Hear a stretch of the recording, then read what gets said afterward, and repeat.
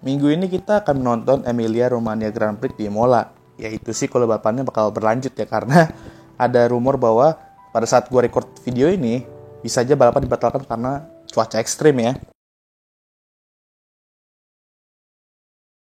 Tapi gue jujur senang sih track ini sekarang udah kembali menjadi track reguler setelah pandemi. Karena track ini tidak hanya merupakan salah satu track legendaris F1, tapi track ini juga sejauh ini membuktikan bahwa di sini bisa menciptakan balapan-balapan yang seru.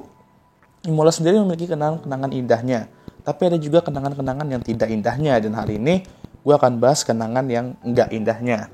Hari ini gue akan bahas balapan San Marino Grand Prix 1994. Nah, ada apa dengan San Marino Grand Prix 1994? Balapan itu atau weekend itu secara umum dapat dikatakan merupakan salah satu atau bahkan weekend tergelap dalam sejarah F1. Nah, gue akan menjelaskan mengapa, dan di video ini gue nggak akan bahas balapannya doang, tapi weekend itu secara umum dari free practice sampai race-nya. San Marino Grand Prix merupakan balapan ketiga dari 16 di musim 1994, dan Michael Schumacher di Benettonnya mengawali musim dengan baik ketika dia meraih 2 kemenangan pertama. Sementara Ayrton Senna di tim barunya, Williams, mengawali musim dengan buruk ketika dia DNF di 2 balapan pertama, meskipun meraih pole di 2 balapan tersebut. Tentu dia ingin setidaknya meraih hasil bagus di balapan ini dong. Pada hari Jumat, 29 April, selama sesi kualifikasi pertama, Rubens Barrichello, seorang pebalap Jordan, menabrak kerap di tikungan Variante Bassa dengan kecepatan 225 km per jam, membuatnya terlempar ke udara. Dia menabrak bagian atas penghalang ban dan tak sadarkan diri karena impactnya terukur dengan ukuran 95G. Mobil Rubens berguling beberapa kali setelah mendarat sebelum berhenti terbalik. Tim medis merawatnya di lokasi kecelakaan dan dia dibawa ke pusat medis sirkuit sebelum dipindahkan ke rumah sakit Maggiore di Bologna dengan helikopter untuk dilakukan tes rutin dan observasi.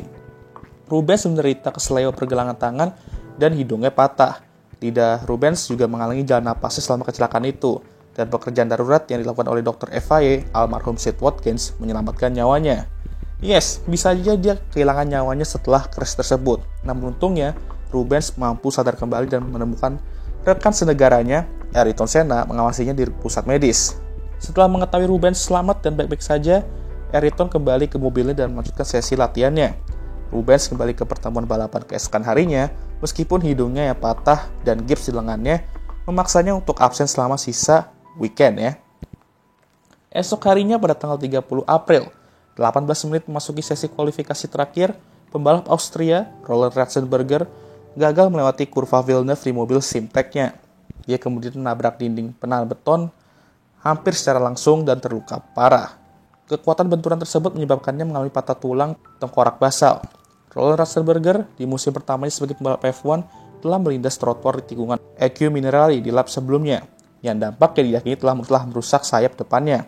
Alih-alih kembali ke pit lane, dia melanjutkan di lap cepat lainnya, melaju dengan kecepatan 314 km per jam.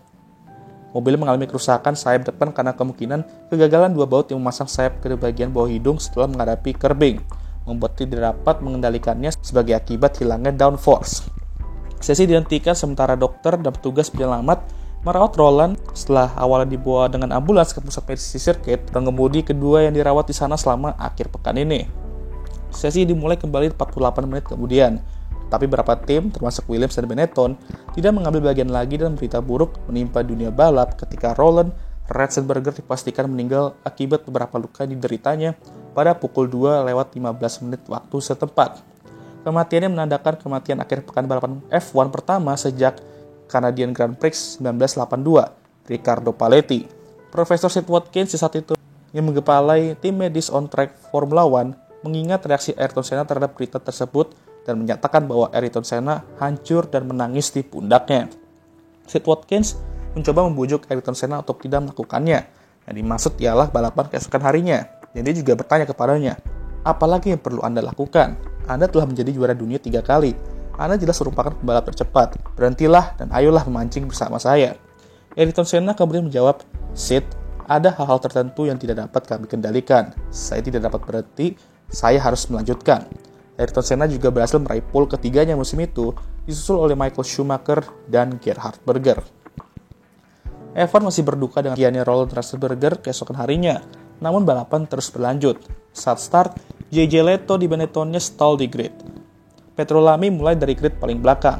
Pandangannya ke Benetton yang terdiam diblokir oleh mobil lain dan Lotusnya menabrak bagian belakang Benettonnya JJ Leto, menyebabkan bodywork dan ban terbang ke udara. Bagian dari mobil melewati pagar pengaman yang dirancang untuk melindungi penonton di garis start, yang menyebabkan luka ringan pada seorang petugas polisi dan 8 penonton.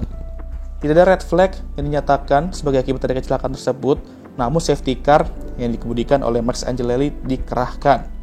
Setelah trek dilaporkan bersih dari puing-puing, safety car ditarik dan balapan dimulai kembali pada akhir lap kelima. Ayrton Senna memimpin dengan Schumi tidak jauh di belakangnya, dan pada lap ke-7, Ayrton Senna masih memimpin dari Michael Schumacher. Melaju dengan kecepatan 305 km per jam, mobil Ayrton Senna tidak dapat mengambil belokan di tikungan kiri Tamburello dan melanjutkan dalam garis lurus, menabrak penghalang beton yang tidak terlindungi dengan kecepatan 211 km. Ayrton Senna kemudian menabrak dan langsung dibawa ke rumah sakit dan balapan di red flag. Dan 37 menit setelah crash Ayrton Senna, balapan dilanjutkan, yang dimana balapan dimenangkan oleh Michael Schumacher, disusul oleh Nicola Larini di Ferrari, dan Mika Hakkinen di McLaren. Namun di sini mereka pun telah sadar bahwa Ayrton Senna telah dinyatakan meninggal dunia. Saat petugas pelintasan memeriksa reruntuhan mobil balapnya, mereka menemukan bendera Austria yang terkilir dalam mobilnya. Ayrton Senna berencana menaikkannya setelah balapan untuk menghormati Roland Ratzenberger, karena Roland Ratzenberger berasal dari Austria. Namun siapa sangka bahwa ternyata dia pun juga telah meninggalkan kita di weekend yang sama. Minggu ini merupakan minggu yang gelap, karena F1 kehilangan 2 pembalap hebat. Terdapat beberapa perubahan dalam safety device, dan dapat dikatakan perubahan-perubahan tersebut membuahkan hasil yang positif. Karena sepanjang 1994, F1 tidak lagi kehilangan pembalapnya. Sampai sekarang pun ketika kita datang ke Imola, kita akan selalu mengingat 2 pembalap ini, dan emang sudah seharusnya mereka meninggal melakukan apa yang mereka cintai, dan sekaligus mengingatkan kita betapa bahayanya olahraga ini. Gue harap semua pembalap nanti dapat menjalani weekend yang bersih dan tidak mengalami crash yang besar. Gue selalu mendoakan semua pembalap dapat kembali secara utuh. Dan itulah pembahasan mengenai GP San Marino 1994, salah satu weekend tergelap dalam sejarah F1. Jangan lupa like, subscribe, dan share video ini. Dan jangan lupa nyalakan lonceng notifikasi agar kalian semua tahu ketika gue ngupload video baru. Dan jangan lupa juga untuk follow Instagram gue. Dan I'll see you guys next time. Goodbye.